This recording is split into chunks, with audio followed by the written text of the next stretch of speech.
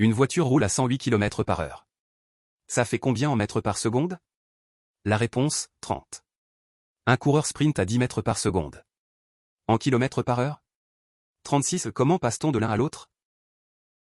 Une grandeur composée, ou grandeur quotient, est le rapport de deux grandeurs différentes. Son unité est toujours du type unité 1 divisé par unité 2. La vitesse moyenne est le cas le plus connu. On la note V.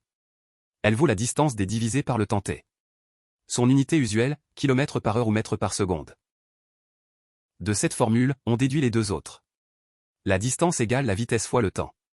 Le temps égale la distance divisée par la vitesse.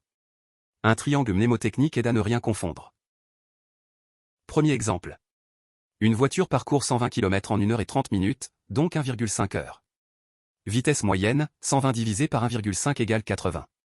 La voiture roule à 80 km par heure. Problème inverse. Combien de temps pour parcourir 240 km à 80 km par heure? Temps égale distance divisé par vitesse, 240 divisé par 80 égale 3. Le trajet dure 3 heures. Passons à la conversion. Pourquoi faut-il convertir?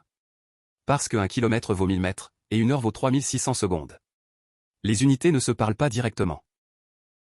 On calcule.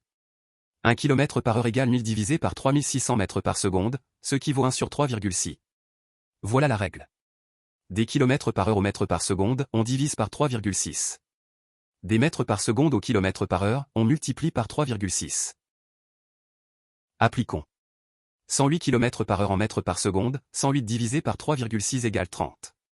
La voiture du début roule bien à 30 mètres par seconde. Sens inverse. 15 mètres par seconde en kilomètres par heure, 15 fois 3,6 égale 54. Un vélo lancé à 15 mètres par seconde file à 54 km par heure. La vitesse n'est pas seule. Le débit se mesure en litres par minute. La masse volumique en kilogrammes par mètre cube. La consommation en litres au 100 km. Le prix au kilo en euros par kilogramme. Toutes ces grandeurs sont des ratios. Voici la méthode générale. Identifier les deux unités en jeu. Les mettre dans un système cohérent. Puis diviser ou multiplier selon le sens de la conversion. Elle marche pour toutes les grandeurs composées. Retiens 3 idées. 1. Une grandeur composée est un ratio de deux unités. 2. Vitesse égale distance divisée par temps, donc distance égale vitesse fois temps. 3. Des kilomètres par heure au mètre par seconde, on divise par 3,6.